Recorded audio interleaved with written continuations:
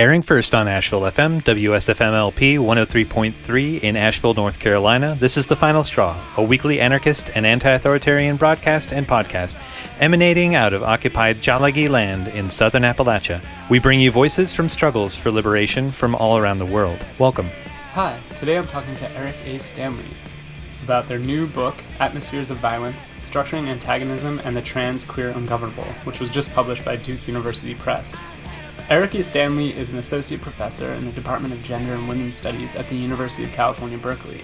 In collaboration with Chris Vargas, they directed the films Homotopia in 2006 and Criminal Queers in 2019. Eric is also an editor, along with Tourmaline and Johanna Burton, of Trapdoor, Transcultural Production and the Politics of Visibility, which was published by MIT Press in 2017. And with Nat Smith, they edited Captive Genders, Trans Embodiment in the Prison Industrial Complex, published by AK Press in 2011, and then with a new edition in 2015. Today in our chat, we talk about racialized violence against trans and queer people as a foundational part of the modern U.S. state. We trace this in the history of the formation of the settler state and how it persists today. We also discuss the improvised ways that trans and queer people learn and share survival tactics and thrive under these conditions in order to envision a new world. Anarchist and anti-fascist prisoner Daniel Baker, who was convicted of transmitting threats while calling for anti-racists to show up in Tallahassee and stop the possible Trumpist coup, received 44 months in prison and 3 years of probation. His legal defense is appealing and will be re-airing an interview with his support crew soon. Meanwhile, there's an article that's really good by Natasha Leonard in The Intercept on the outcome of the case, and we wanted to let you know that Dan has just been transferred to FCI Memphis in Tennessee. You can write him and send him books at Daniel Baker, number 25765, -509, FCI Memphis, P.O. Box 34550, Memphis, Tennessee 38184. USA! Note that he cannot receive photos or colored envelopes. You can find his book wish list, plus a bunch of other info, by visiting prisonersolidarity.com and searching his name, which is a great resource. If you're in the Asheville area, just a reminder that Blue Ridge ABC will be hosting a letter writing at West Asheville Park on the first Sunday of December, which is the 5th. Only this time it's from 3 to 5 p.m. so as to be able to handle available natural light a little better. If you're looking for more anarchist perspectives, check out episode number 50 of the A Radio Network's Bad News, Angry Voices from Around the World. This November 2021 episode of our monthly offering from the A Radio Network features a shortened version of our talk with ASP, updates from Frequenza in northern Germany about the situation at the Belarusian and Polish border, as well as workers' struggles in Germany at Domino's Pizza.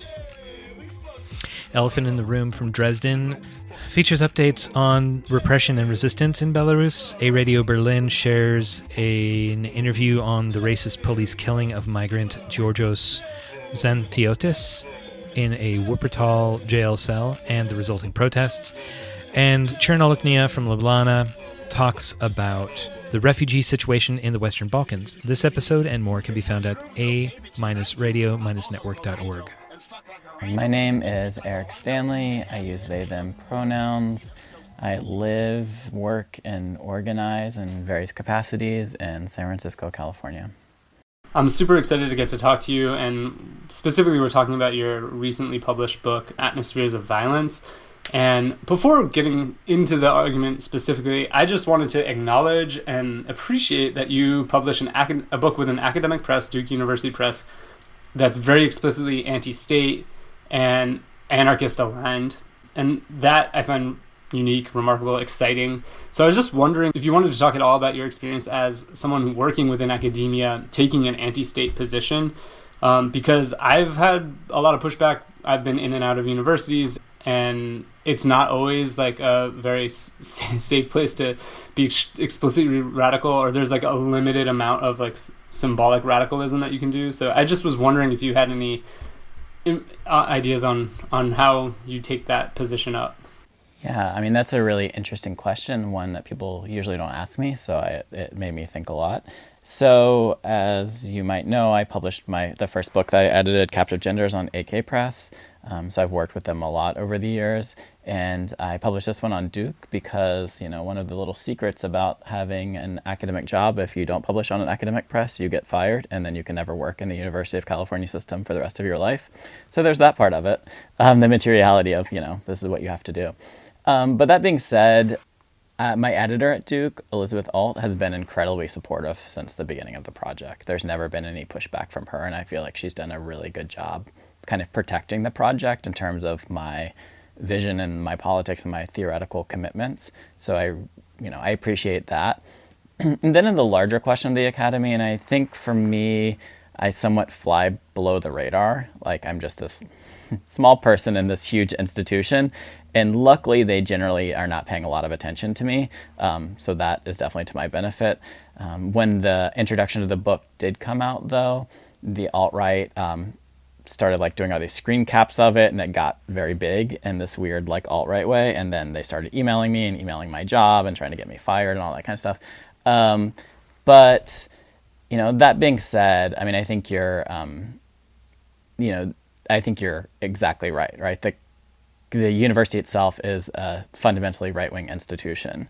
There's some people that can do okay stuff, but to me, it's also, I always think about it in terms of it's the place that steals my labor. It's not a thing that I heavily identify with. It's my job that I go to. Sometimes I can do interesting things there. I get to, I really like working with students, and I get to learn from, interesting colleagues, but it's not like a central part of my understanding of myself. And I think that allows me to be like, okay, it's just that thing over there, and then I leave there. And, my organizing oftentimes hasn't actually crossed over. And my organizing life is pretty separate. And I think that has been important to me as well. All of that being said, I'm sure it's coming for me any moment. So I think it's always a matter of time. It's not really if, it's always when. So.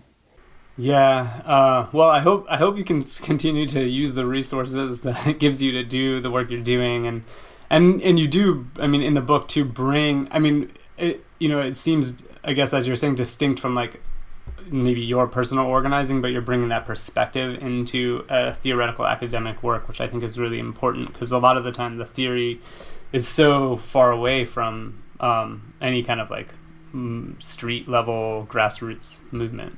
So I guess one of the things that I thought was really important in your argument is that it's specifically taking a stance against the state. And so given that, and then we're talking within an anarchist, radio show and podcast, I was wondering how you define the state in its workings of power, but also as an object of our countering our political movements. And I guess also if you want to talk a little bit about one of the things that I found really important in your book is how you highlight the incoherence of the state and also the way that we reproduce its logic. So yeah, if you want to talk a little bit about the state. Yeah, another incredibly big question, but it also is really important. So for me, the way that I think about the state is I think I call it something like a collective projection, meaning that the state is not something fundamentally external to us, right? It's the collective we, and that's both good news and bad news. And I mean, I think we have the ability to radically transform it the way it transforms us, perhaps end it. But we also must be accountable to the ways that we allow it to continue. So that also seems really important to me. There is a certain kind of critique within anarchist thought or anti-statism or whatever you might want to call it that always assumes that the state is something, external, that we have no accountability for its violence. And I actually think we have to make ourselves account to that continuing violence under the name of stopping it. So I think that's why that configuration is really important. And then I also think about the collective projection of the state being its totality is useful because it also helps us understand the way that we're constantly reproducing it, right? It's not only the cops in our heads, but the state itself is in our head. And so this is not to say that the murderous institution of the state is not real and that, we don't all equally have to be accountable for its violence, right? But I am interested in why and how we continue to allow it to exist, right? So on the question of the incoherence of the state form, right, there's this other kind of simplistic story that oftentimes gets told, that the state is some kind of external force that just bears down upon us. And if that were true, it would actually be much easier to fight, right? And so that's why I argue that we must understand its radical incoherence as indeed its, vicious fortitude. And again, that allows, which is also to say, mandates that we have a much more nuanced understanding of the relationship between the collective we and something that we imagine to be external, like the state. Yeah, that's really helpfully laid out. And, I'm thinking about what you're saying now sort of in terms of the way like us and like, anti-authoritarian, anti-state movements relate to the state as something we're like fighting. Because like on the one hand, you talk about how we reproduce the state every day just in our like relationships, but I'm going to refer to a tweet that I saw you made recently, which is that we're not making it's not that our demands are too little, that we need to demand more. And in a way, I feel like I really thought that was an important point, because like when we temper our demands, it's like we give the state too much power in some way. That's how I was understanding it. So I don't know if you want to kind of jump off there at all. I'm thinking about how we can like fight the state in a way that's not just like always on the back foot reacting to its incoherence and then like narrowing our horizons because it feels so impossible. Yeah, I mean, I think, and right, this is obviously deeply in conversation with prison abolitionist thought and organizing as well. I mean, I actually see them as fundamentally the same project, even though people definitely disagree with that. But for me, one of the ways that the state, like one of the forms of violence that the state takes is in that, radical narrowing of our dreams, our demands, our wants, our desires, right? It always forces us to ask for less and be happy with nothing, right? And again, that's not necessarily like that. That's why I think the internalization of the state, that kind of analysis is so important, because that's actually something that we're doing for the state, right? Right. Even before they say no, if we're going to think of it as something external, we're already saying no to ourselves and to each other. Yeah. Well,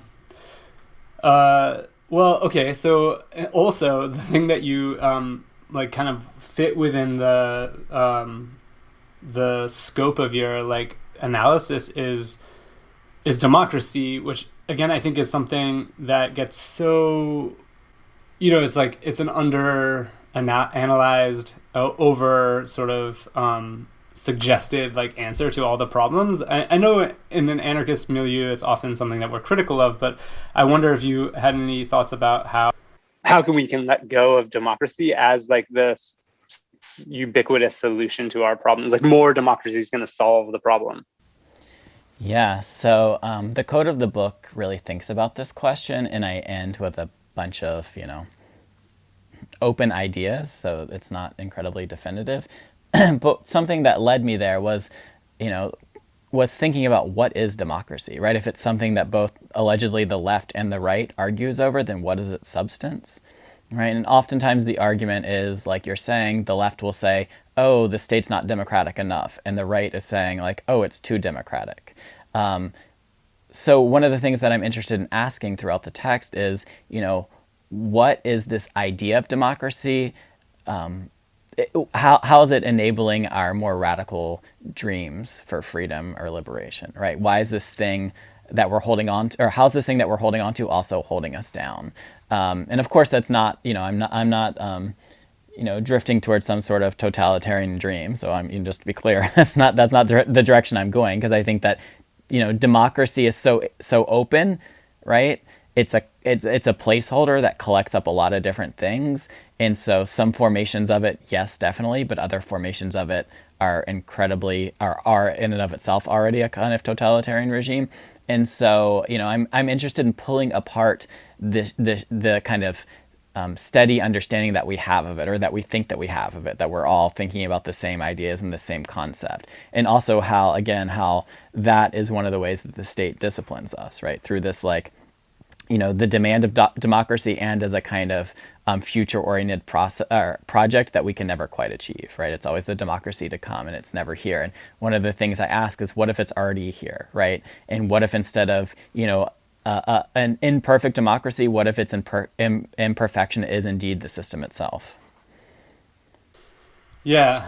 And that, I mean, I guess that really ties into like the sort of central argument of your, as it relates to trans and queer life, which is like, if I'm gonna kind of try to encapsulate it, that racialized anti-trans and queer violence is a necessary expression of the liberal state, not a fault that will be reformed away, or like the violence that trans and queer people experience as a fundamental part of the atmosphere that we live in, using your term.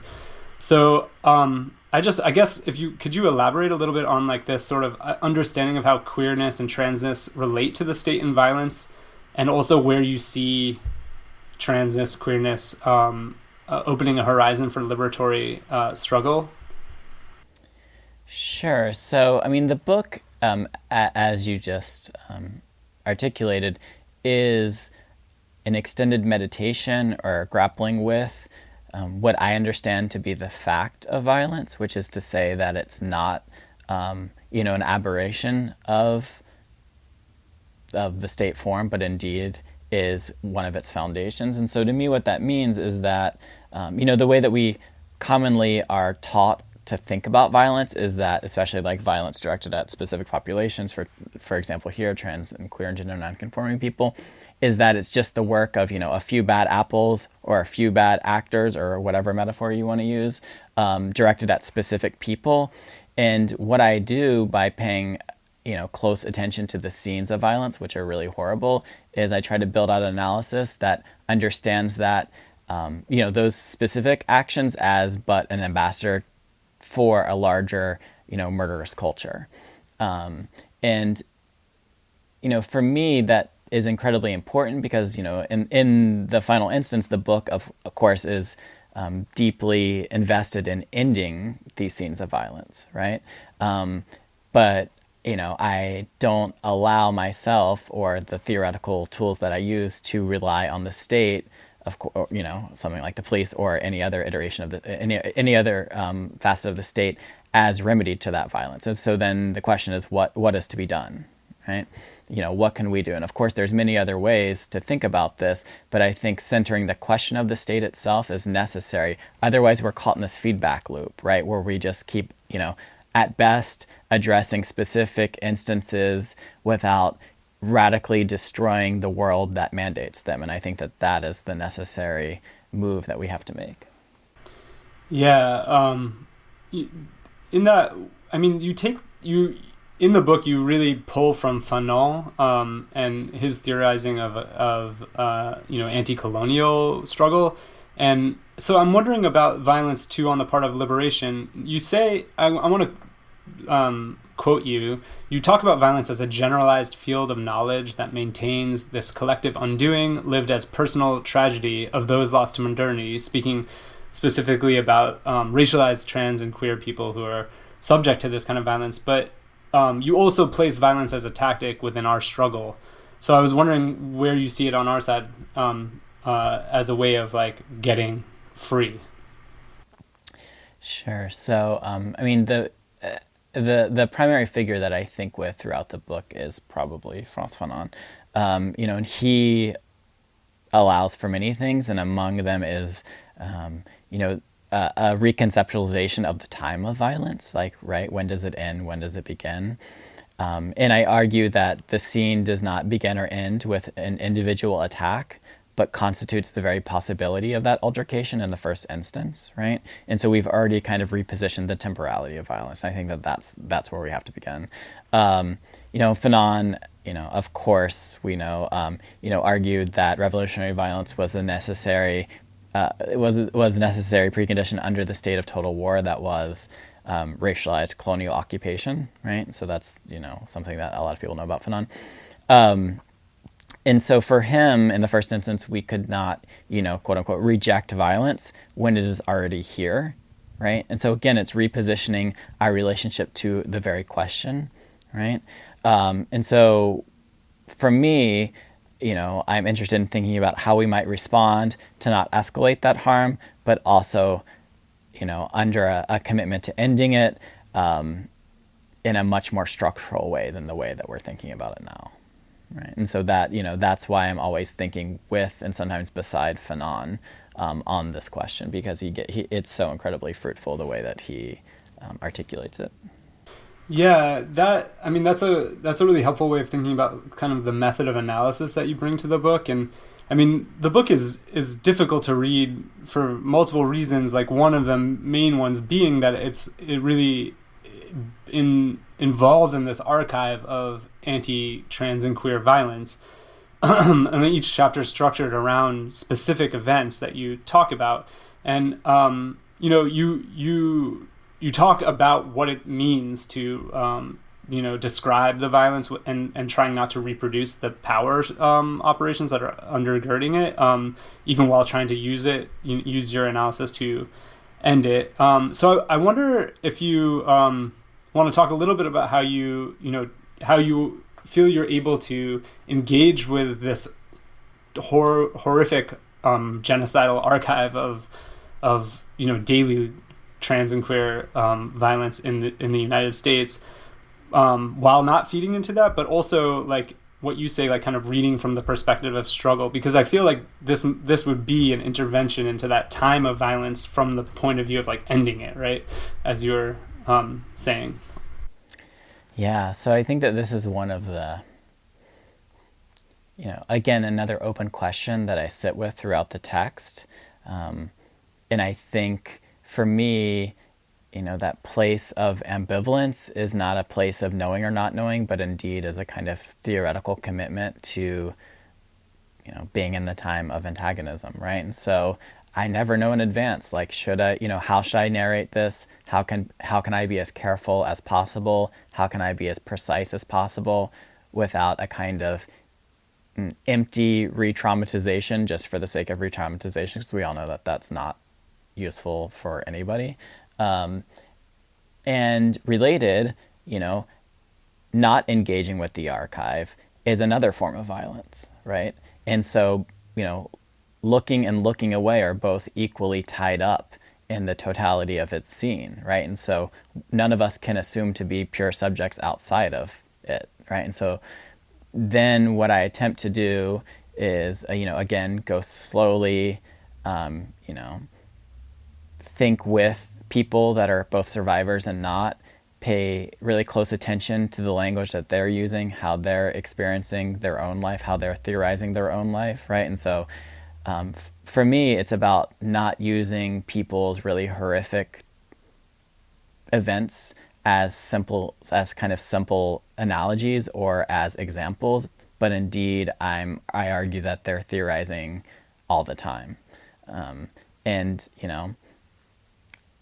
does it work? Does it not work? I don't know. But that's as close as I could get. Again, because I think for example, I don't show graphic pictures in the book. And when I do narrate things, I try to go slowly through it and I try to talk about why I'm doing it and why I'm making certain choices and I'm not making other choices, right? Sometimes survivors say like, this is what happened to me and I want everyone to know. And so in a certain sense that allows us a little bit more space, but I actually think in the larger scheme of things, it doesn't really, right? We're still in that scene, even if a survivor wants something specific.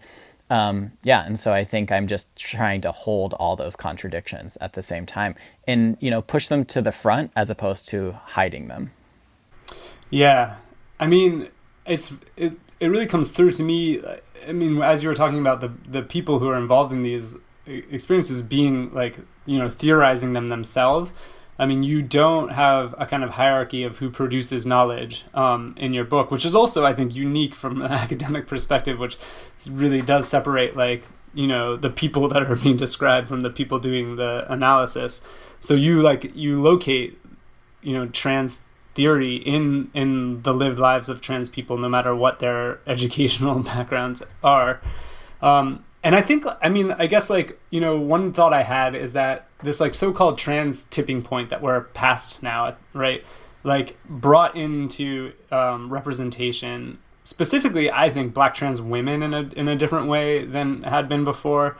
But I really feel like it goes hand in hand with a kind of both on like the reactionary right and on the left, a sort of spectacularization of the violence that Black trans women experience that feels like, you know, at best useless, at worst like harmful. And I'm wondering if you have thoughts like, you know, beyond this, like how, I don't know, what your thoughts are just like how to work to keep Black trans women alive, right? And not relating to Black trans women as victims, and like, yeah, what kind of work we can do right now to support them.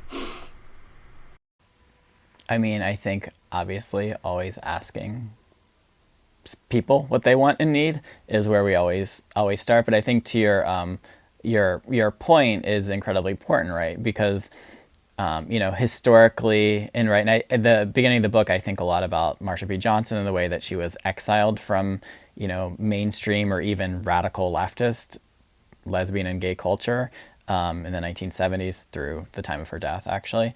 And now she's kind of been brought back in as a trans of color or Black trans woman activist ideal. And I make an argument that both of those are violent in and of themselves. So like one of them is not the remedy for the other one, because the way in which she is brought into the archive doesn't disturb the coloniality of the archive itself. All it is a kind of accommodation, not for the politics that Marsha was invested in throughout her life, but indeed to actually support a white supremacist state. And so that is really important, because I think as you're also, I mean, what I'm also hearing in this question is the ways in which trans women of color get emptied out of content or of politics, and they just become a screen upon which all kinds of people just project a whole lot of things onto them. And so I think that it is all of our tasks then to, again, understand, for example, Marsha as a theorist, and to read what she wrote and to listen to the words that she said, as opposed to just, you know, projecting our contemporary analysis on top of her as an empty subject of history. Yeah, that really like gels it for me, because like, I mean, in the way that like, you know, even leftists or radicals or whatever can reproduce a sort of anti-Blackness, I feel like often Black trans women are brought into a conversation as if they're already victims and not brought and not included actually in the conversation as the theoreticians that you're like showing them to be, you know, in certain spaces. Obviously it's not everywhere. But since you mentioned Marsha P. Johnson, one thing that I see you doing in this book is kind of like intervening in the history of, you know, the history of like gay liberation, trans liberation, queer liberation, whatever movements, and also like the way that relates to queer theory.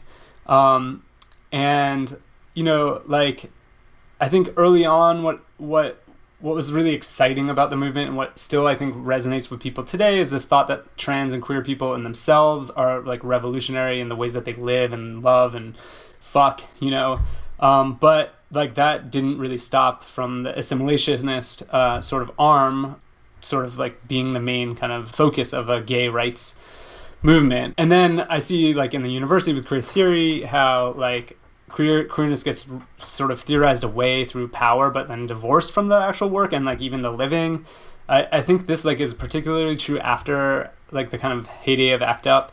But now I'm seeing more crossover, I think, of movement work and academic knowledge production. So I was just wondering, like, if you had anything to say about the inheritance of a sort of like radical queer legacy, but also like where you see your works kind of situated within that inheritance and the like location of knowledge production of the academy. Yeah, I mean, I think that for me, a number of things. So I think that I'm always interested in the ways that politics or post-political regimes of intelligibility congeal more so than identities, right? And I say this all the time, you know, an identity is not a politic. San Francisco has many a trans police officer. So I also always say that San Francisco is the laboratory of neoliberalism. Any awful thing will always be developed here in terms of multicultural white supremacy. And so, you know, I study it because I live it. And that is also to say that all of that analysis is, of course, all of that comes from organizing, right? Street-based organizing. And another thing that I'm always, you know, careful to say is that, anything that I have to say that might be useful in this text comes from those worlds, right? Comes from the worlds that, have taught me so much in collective anti-authoritarian or anarchist spaces.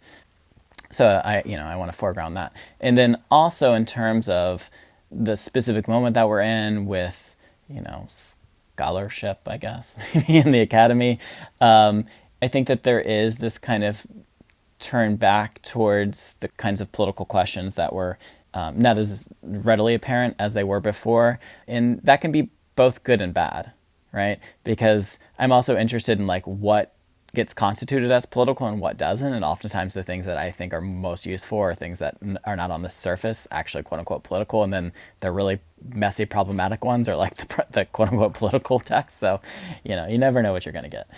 But I do think that, this book in particular, it's kind of interesting. I mean, it hasn't been out that long, but it is interesting where it gets taken up and where it doesn't. I mean, I don't know if LGBT study stuff will really engage with it. I don't know.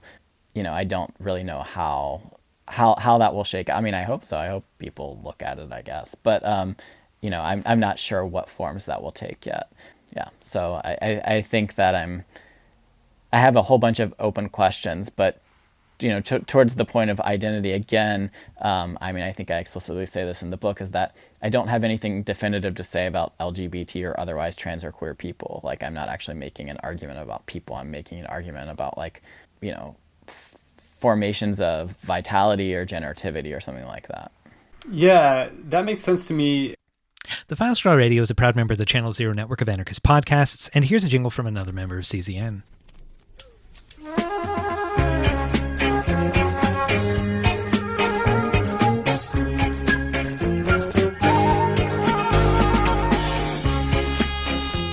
You're listening to Dissident Island Radio. Live every first and third Friday of the month at 9 p.m. GMT. Check out www.dissidentisland.org for downloads and more.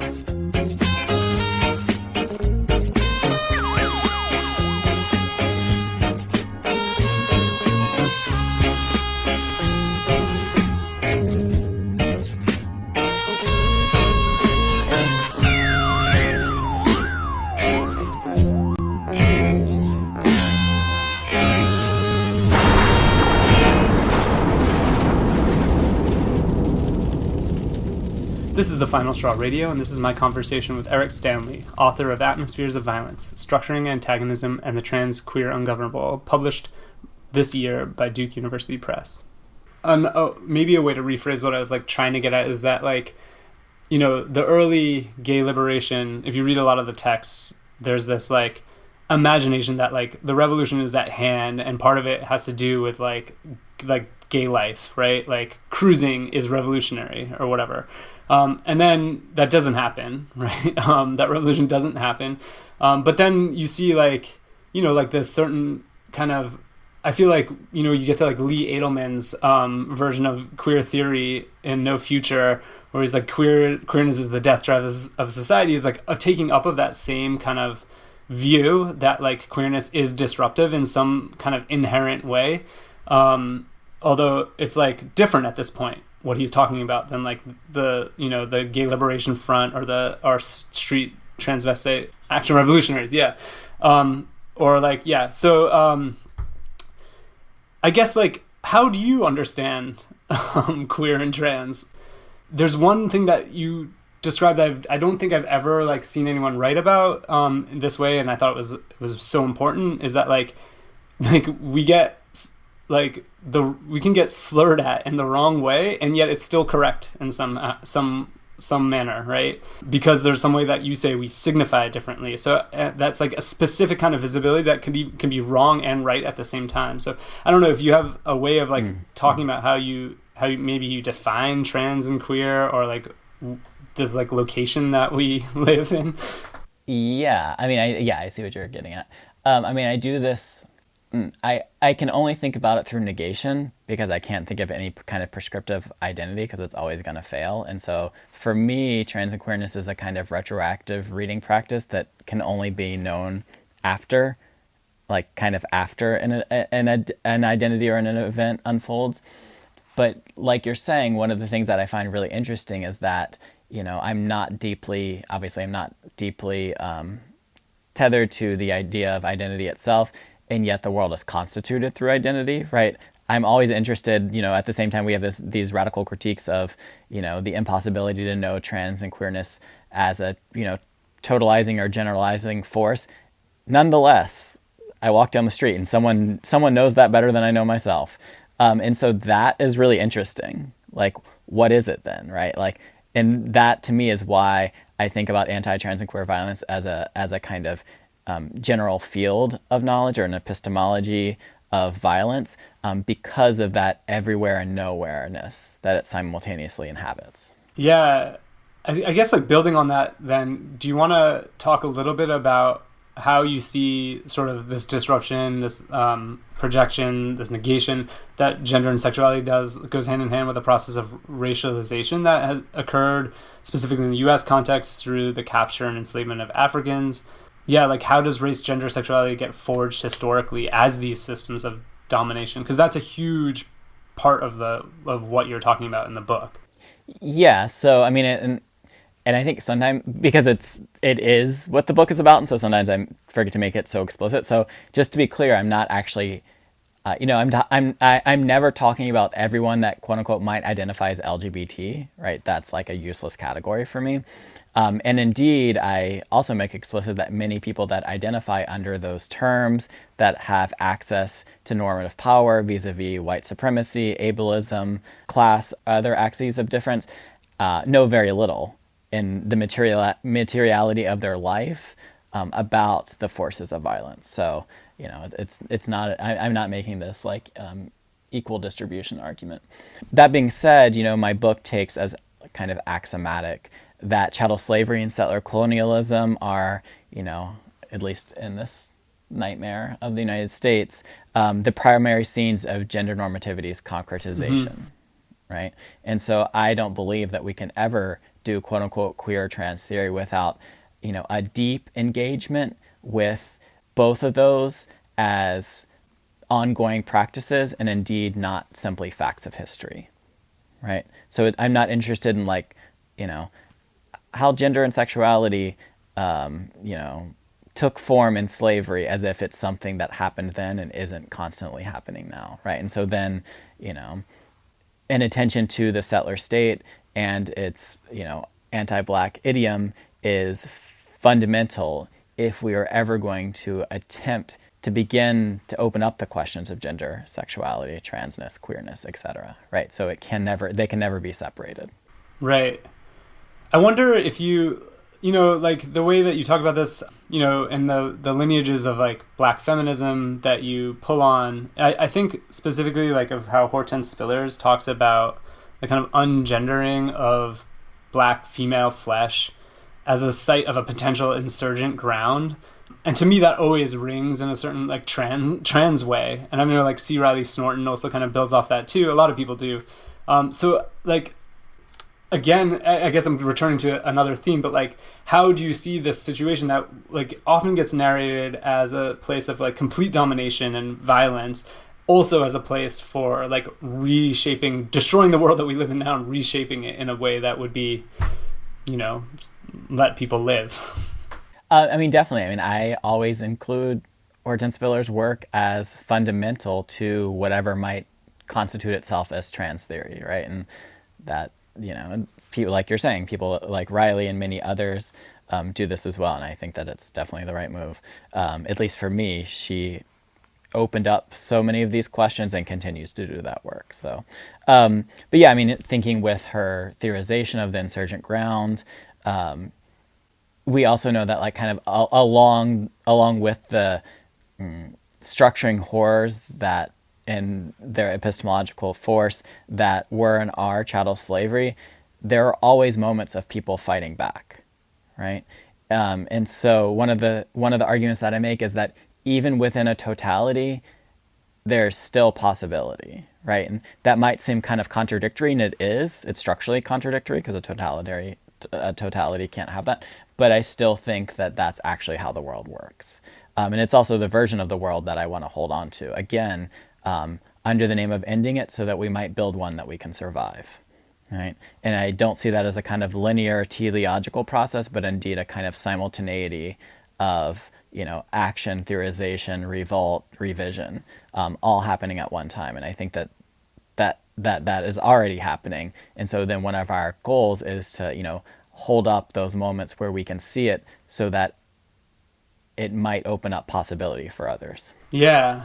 Do you think this ties in any way to, or could we tie this in a positive way to the incoherence that you're talking about, like that power works through in the state? Because on the one hand, that makes it so that it's hard to know how to react, or we get caught just reacting, but also it means that it isn't coherent and therefore already over, right? Yeah, without a doubt. I mean, I think about this all the time, just in like actual organizing terms or whatever. Like, we never know what's going to set something off. Like, we just have no idea. Like, we can make all these strategies and theorizations and think we have a plan for it, and then it goes so sideways, and it can either like open up radical possibility or shut down everything, right? And we just don't know. And I think that is because of the state's radical incoherence. And so then, I think that we need a kind of, again, it's not a kind of prescriptive politic, but a way of thinking about that of course is always a plan for action in relation to it, but also beyond it, right? So it's not a simple, constant reaction to the state, which is oftentimes what we're tied up in, and that's one of the ways that the state disciplines us, right? And that we're accepting that discipline through the constant reaction. And I understand sometimes we have to do that, and that just is the materiality of living in this awful world. But that being said, that's not all of it, and that's also not all of what we're doing. And so, I'm always looking towards those spaces of hyper marginality where things that don't look, explicitly political, but to me are actually giving me life, giving me possibility. The things that actually help me go on in the world are, these really small moments that oftentimes gets passed over. Yeah. My mind went to something that was very explicitly political, but maybe, I don't know, something I keep thinking about is, and maybe you have some thoughts on this, last year, the pandemic hits, and I'm like, okay, here's we're going to be met with the incoherence of our lives, the contradictions of being forced to work or not to work and pay your bills or whatever. And I was like, some kind of revolt will happen. And it didn't happen, I think, until George Floyd uprising.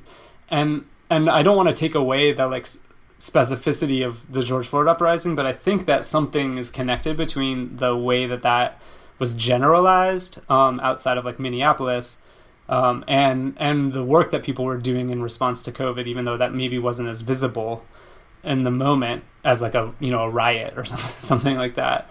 And then, yeah, I don't know. I'm just kind of going off the cuff here, but I feel like that also points to sort of the underpinning racial components of COVID that don't get talked about very often. I don't know if you have any thoughts on that. That was just sort of me thinking about what you're saying. Yeah, definitely. I mean, of course we're in a settler state, so COVID's going to be an explicitly anti-Black and otherwise racist in terms of its impact, So I do think that that's always important to say, and I think it's also, for me, I would like to pretend like I'm an accelerationist, but I just have no evidence that that's ever true. I'm oh, now that, because it actually is a kind of safe place to be. You're oh, all we have to do is everything will get so bad it'll just get, and it's no, it just gets worse. That's that's one thing I learned with getting older. You're nope. Whatever, you start, and I think it's interesting in thinking about the incoherence of the state, because then you're always longing for things you never wanted in the first place, and that's a trip, right? When you're oh, the good old days when they're, whatever bad thing. I mean, I think about that with gentrification too, when you start longing the things that you used to hate because at least they're not as bad as the things that are now. And yeah, so I think that, again, I think that the conditions, I think retroactively we can maybe think about why things pop off in certain times, but we also can't prefigure that, right? Because sometimes all the same conditions are there and it just doesn't happen. And I think there's something about this, the generalized spontaneity of the social world that can't be predicted and can't be corralled, and I think that that's actually really good and beautiful. But that said, we also shouldn't live in a world that has to constantly respond to, the unmitigated, unending anti-Black violence that is leveled against Black people and, all the time, everywhere. Yeah. Well, I guess to sort of return to more specifically to the book, like in that light, we were talking about racialized gender, but also you kind of pull from a sort of like, I guess like Sylvia Wynter influenced idea that all of the kind of violence that we see that's gendered, sexualized, racialized is tied completely to the ideas of humanity and modernity. And you say that the racialized, trans, and queer person rests at the limit of the modern and of the human and is necessary to maintain the lie of those projects, sort of through being endlessly disciplined and killed. So I wonder if, you also, I guess this comes out really clearly in your analysis of suicide, and I don't know if you want to talk about that, but I really love this line that you say, trans queer suicide reads the world for the filth it is, because it puts it pretty boldly to me, what you're talking about here. But yeah, so I wonder if you want to talk about how the concepts of modernity and humanity come in to your analysis of like sort of the regulation of and killing of trans queer life. Sure. So throughout the text, I kind of intentionally slip between the settler state, modernity, and Enlightenment humanism. And again, I'm not saying that they're all the same thing, but I think together they gather up and they also help name these tendencies of recurrence that we inherit in our contemporary moment, right? So they're all doing something a little bit differently, but they all like help me name something, right? And so if the human is that which can stand before the law and make claims as its proper subject, right? That's like the kind of traditional understanding of the figure of the human. Then it also needs its double, right? Its constitutive outside to maintain its stability, right? And so this is a very common figure in Black feminist thought and also in critical theory, right? The constitutive outside is that which constitutes the human, and then those that are subjugated to the limit then become limit concepts, and they kind of police the border, the inside outside, and they're necessary. They're like actually the major figures in terms of the schema. And this is again Fanon, so it's the same thing essentially. And so I think that is so compelling because of the specific forms of violence that I'm thinking about, right? It's not just about exiling people, but it's about a kind of incorporative inclusion where people are both forced out and brought in at the same time. So again, and when we can think about this with TERFs, like TERFs are so fascinated. Like they spend way more time thinking about gender than I do, a gender professor. You know what I mean? It's like, it's fascinating. I'm like, you are obsessed. And so I think that same formation is actually incredibly useful, right? Because that's the form of phobic attachment that I'm interested in, right? So it's again, a kind of inclusive incorporation where it's both pushing things out and bringing things in. And that's actually a really horrifically violent formation to be caught in, right? It's way worse than just exile, because you're like shuttled in between the inside outside in a scene of total war. And so for me, that ties into this figure of the human as, again, the subject of modernity, right? And so then the constitutive outside is that structure is what I'm naming as the limit concept. And it's, that's a very like theoretical way of saying it, but thinking about that in relationship to the chapter that I have on suicide, that chapter is important to me because one of the things that I try to do in it is depathologize people that are pushed to the limit while also wanting to keep people alive, right? So it's not like a kind of nihilistic where I'm like, this is a jouissance or something like that. I'm like, this is actually horrific and I want it to stop.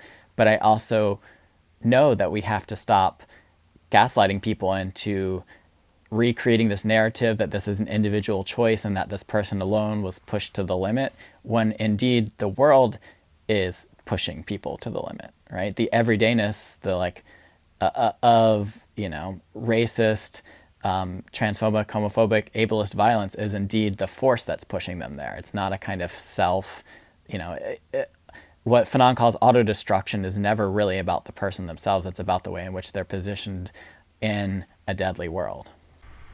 Right. Yeah. I mean, I'm sort of like at a loss for, I think that's really important, the way that you talk about that, because you can get so lost in sort of like the individual situation to sort of erase the like commonplace experience that precedes it for someone who's being like harassed their whole life for just being. I wanted to ask you about representation and aesthetics, because you have this really interesting analysis of surveillance film, and in that you're kind of going through like the filmic image itself, and talking about how sort of dominant aesthetics are grounded in anti-blackness and anti-queerness, not even just how it's represented, but in the structure of representation, and like in your arguments about the specific acts of violence that you are reading, like the violence goes beyond the like immediate moment. But then you also importantly, I think, make room for like queer, trans, radical art and like life as a kind of aesthetic. So I wonder if you talk about a little bit about anti-blackness, anti-queerness in aesthetic production, but also the rooms for alternative visions and use of like different media.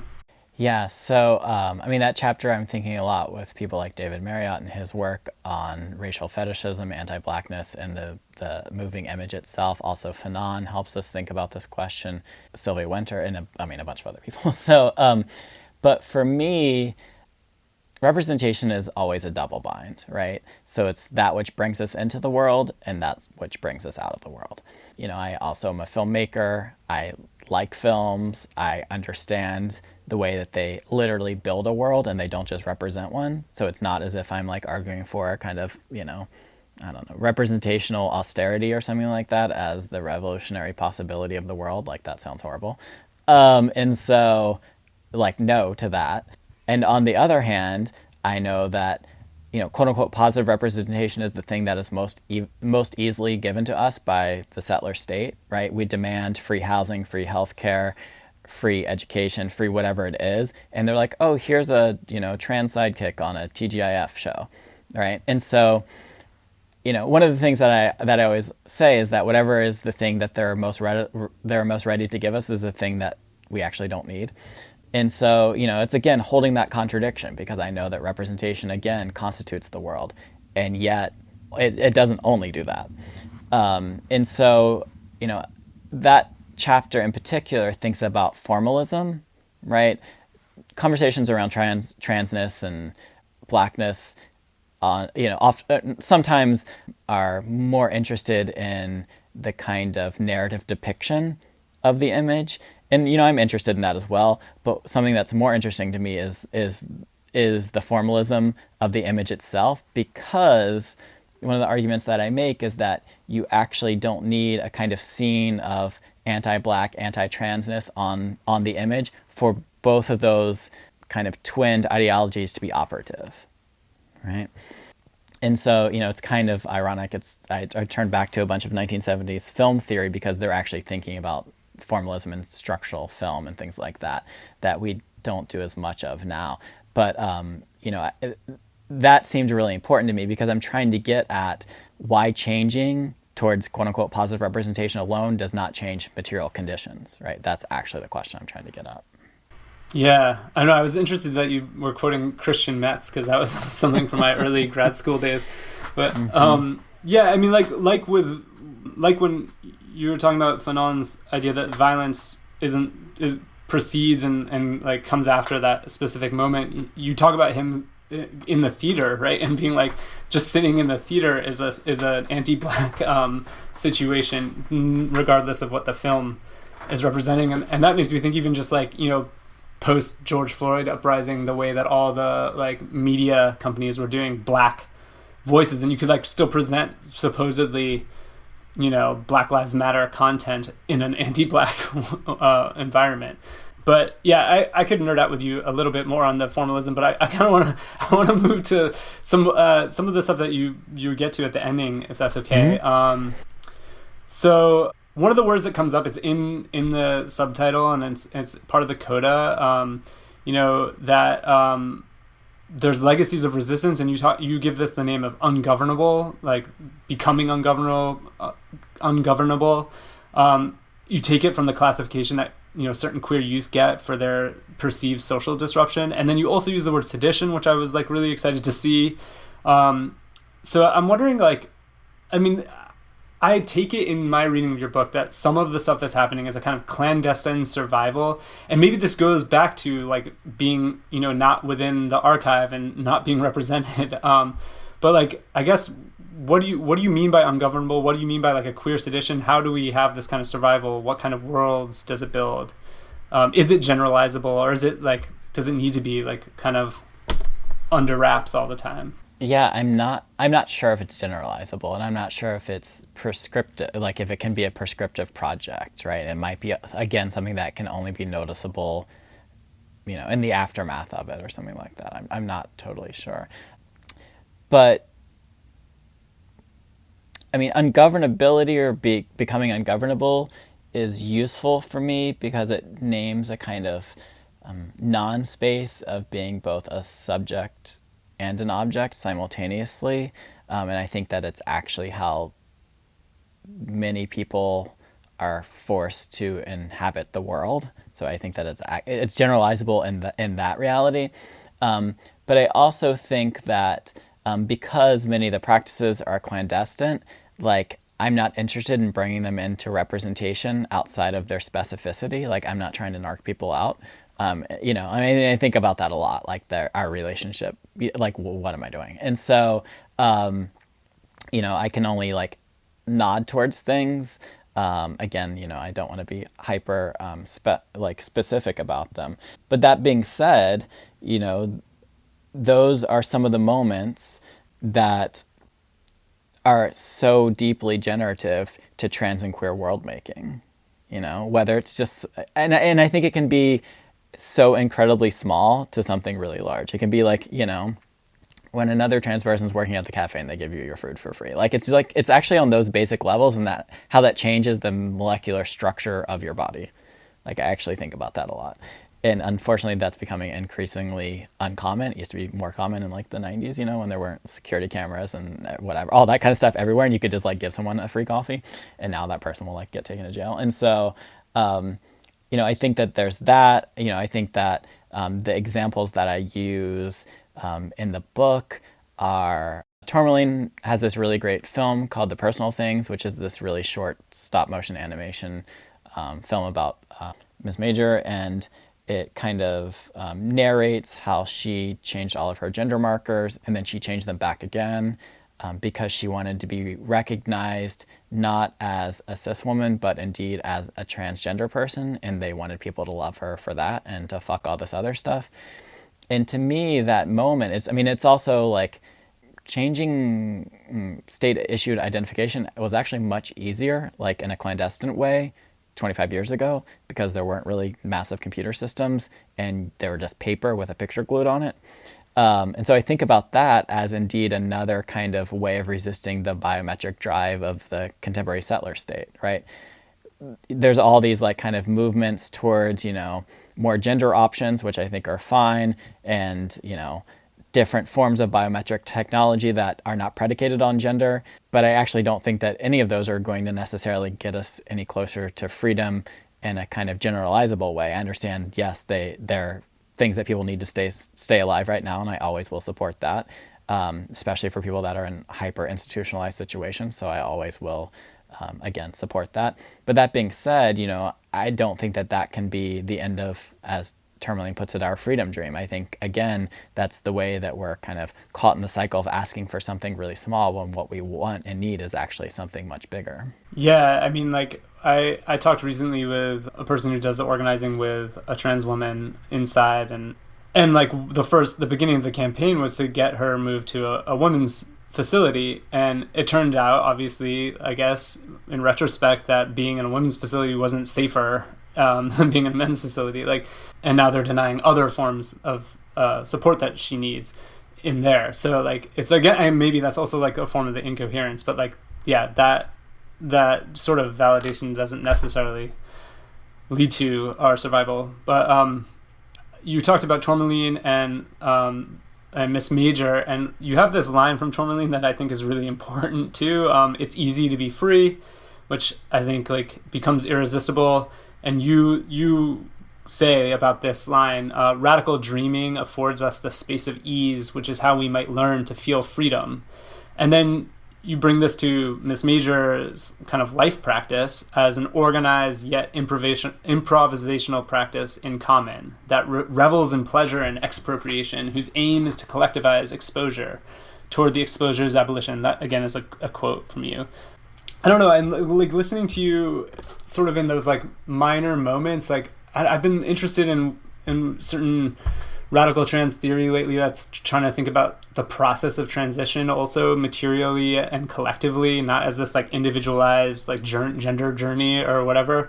And yeah, I guess to frame this as a question, I mean, you talk a lot about shared tactics of survival and these beloved networks of care. And I'm just wondering if, yeah, what you see in terms of this kind of trans queer interdependence kind of moving forward, because it's something obviously that those of us who are here have like benefited from, right? In some way. Yeah, sorry, I kind of like, I'm spinning out here, but how to make this a question. I mean, a lot of it's just very inspiring to me and I find very beautiful. So I wonder if you have more thoughts on these ideas that I'm bringing up from your book.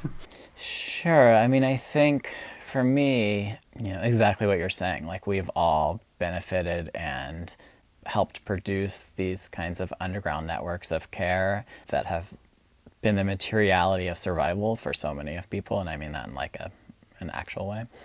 And, I know that the other side of that is that not everyone has access to that. And so that's also the reality as well. And so for me, I'm always thinking about how we can, expropriate resources from institutions that have them to support those networks so that more of that kind of care can proliferate, right? And so that doesn't, again, just become on one individual person to have to do a whole lot of labor for many people. And, that can look like a lot of different things. I mean, I think that a lot of the mutual aid projects that have popped up, not all of them, but many of them are really great and interesting. And I think have hopefully helped us all relearn what it means to be in radical relationality with each other. That's my more optimistic take. And so, but even on the kind of more personal, more intimate level, like I'm also invested, maybe that's the wrong word, but I'm also interested in, how these incredibly personal, hyper-local, very specific moments string together to actually build the materiality of, the world after the end of the world, right? And that's why it's already here and already possible. Again, turning to Tourmaline's, incredibly evocative and precise statement that it's easy to be free. And like, what does it mean to sit with that statement, and to let that actually wash over you? Because we oftentimes don't have the space or the time or, I don't know, the ability to do that.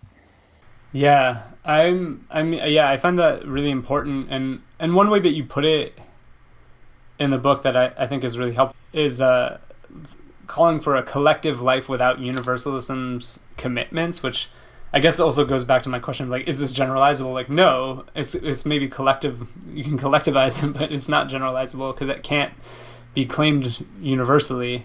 So yeah, I mean, I just think that's so important, and maybe it's also where you get another limit of that representation, because either being careful, like you were saying, to not sort of snitch on these moments of survival, but also the fear of losing them to the generality. I mean, that's sort of like the questions that I had prepared. I did have one thing just come up from the last thing you were saying, where, have any thoughts on this? I was thinking about how people always think people are afraid of the gay agenda, like that like gay people, queer people, trans people are like out to convert. And I'm thinking about that, like how you talk about the kind of, violence that gets it right and wrong at the same time, because like through these like mutual practices of care, we do help each other become gay or queer or trans. So we are doing that work, but it's not the way that they think we're doing it, right?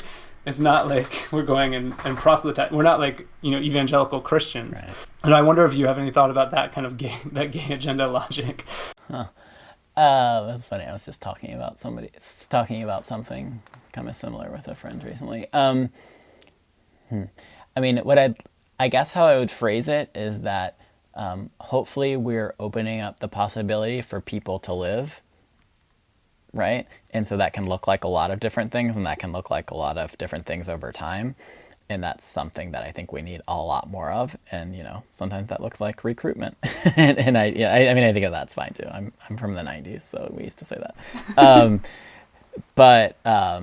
so I think that when you're in the social worlds that allow you to rub up with other people living in such like fierce beauty against the drives of the normative state, like, of course that's going to be contagious. Right? Because you see all kinds of possibilities that have been substantially foreclosed to you your entire life, right? So you can feel that like on a kind of, on a molecular level. And it's, terrifying and beautiful and invigorating and scary and all these things at once.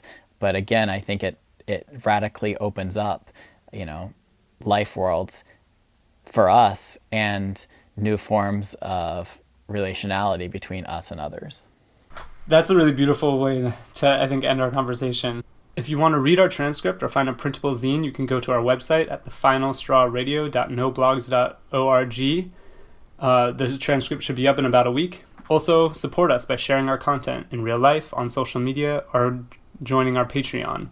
You can buy merchandise to help us pay for the transcription, and you can put us on your local radio via the radio link on our website. What you say, what you say, what you say, what? We're caught like a ball! There's an unprecedented humanitarian crisis occurring right now in Afghanistan. According to human rights groups, more than 9 million people are on the brink of starvation, and as many as 10,000 Afghans a day are fleeing the country, becoming refugees, burdening the capacity of the surrounding states to accommodate these populations. If drastic action isn't taken now, it's estimated that as many as 1 million children, just the children, could starve before the end of the winter. We're talking about the death of an entire generation. A number of factors contribute to this, including climate change, which has caused drought, ruining the year's food production for the entire country. But the biggest factor contributing to this humanitarian catastrophe is the conduct of the United States. You'll recall the U.S. invaded Afghanistan decades ago as part of its oil war policy to secure sources of fossil fuels, and it maintained a presence there for the entirety of the 21st century until this past August. The U.S. spent, all told, trillions in the destruction of an autonomous Afghanistan and a backward-looking strategy to hoard oil at the end of the petroleum era, when oil will soon be obsolete. This means the U.S. spent trillions and got nothing. It bombed and shelled the country into oblivion and even dropped boxes of Pop-Tarts on civilians, killing them in the first ever instance of a government using breakfast pastries as munitions. Thousands of Afghan and American lives and limbs were tossed down the proverbial oil well. When the Americans hastily pulled out in August, there was no contingency plan. Thousands of U.S. collaborators were left behind as the Taliban rolled into the capital, Kabul, and seized national power.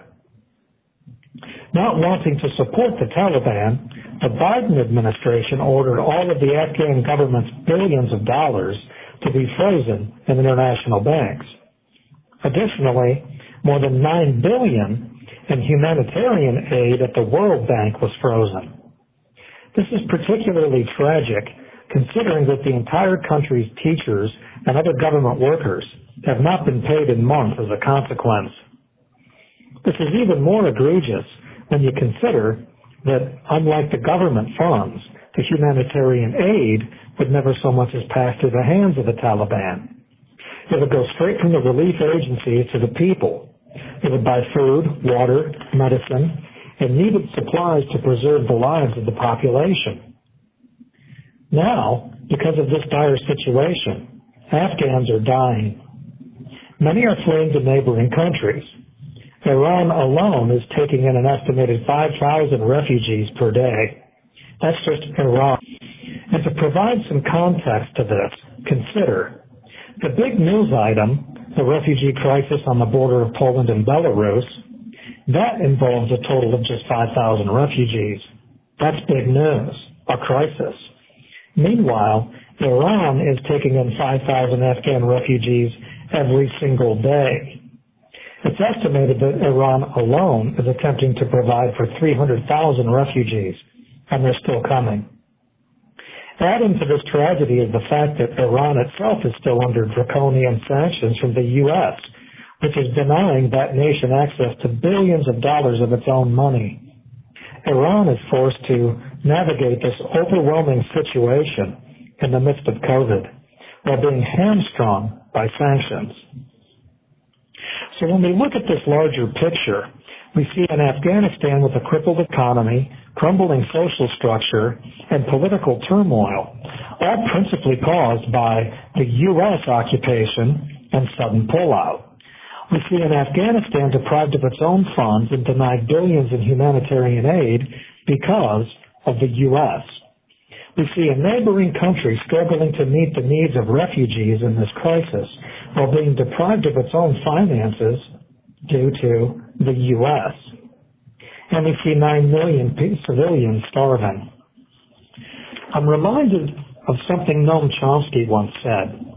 He said, if you want to destroy a government, a nation state, you wage war. You decimate its military power and take away its prestige, and the nation state topples. But if you want to commit genocide, you impose sanctions. Sanctions do not destroy governments. They destroy lives, people. Sanctions prevent food and water and medicine from reaching a population, resulting in mass death. So here in Afghanistan and Iran, the U.S. is not engaged in action that will harm the Taliban regime in Afghanistan or will destabilize the radical Shia regime in Iran. Instead, the U.S. is engaged in action that will foreseeably and deliberately result in the deaths of millions of innocent people, children, the elderly, women, men.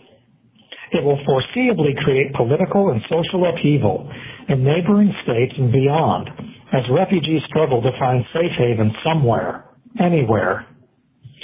What's truly maddening is that the U.S. just has to release the funds.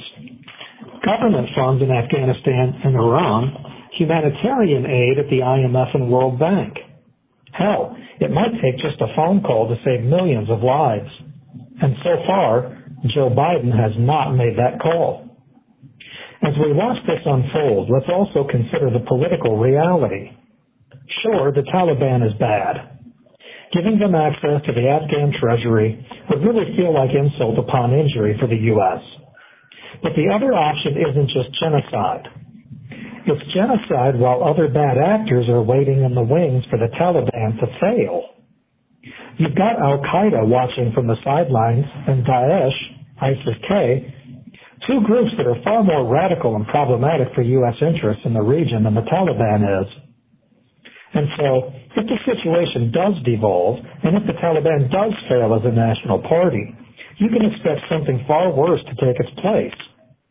Also, given the failure of food crops, absent any humanitarian assistance, you can expect opium production to double, triple, and quadruple, contributing to the U.S. drug epidemic. We're watching social and political chaos, the seeds of massive opium increases, and the potential starvation of millions that could be prevented by one phone call. So far, Joe Biden has still not picked up the phone. This is anarchist prisoner Sean Swain from the Super Duper Uber Mega Ultra Hyper Turbo Multi Maxi Max in Youngstown, Ohio. If you're listening, you are the resistance. You can write to Sean Swain at his new old new again address at Sean Swain, number A243205, OSP Youngstown, 878 Coatesville Hubbard Road, Youngstown, Ohio 44505. If you'd like to see some of his writings, check out easy ways to get a hold of his books, or make donations to his legal support, you can visit seanswain.org. This is The Final Straw. This show will later be archived at thefinalstrawradio.noblogs.org, and you can email us with questions and suggestions at thefinalstrawradio@riseup.net or thefinalstrawradio@protonmail.com. If you'd like to use any episode for your project or radio show, feel free to do so. Just send us an email to let us know.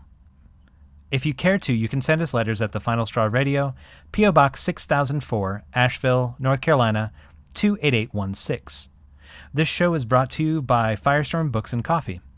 Located at 610 Haywood Road, Firestorm Books and Coffee is a worker-owned co-op in Asheville specializing in offbeat, underground, and independent literature. You can find a catalog of Firestorm's books and zines, plus a full calendar of events up at their website, firestorm.coop.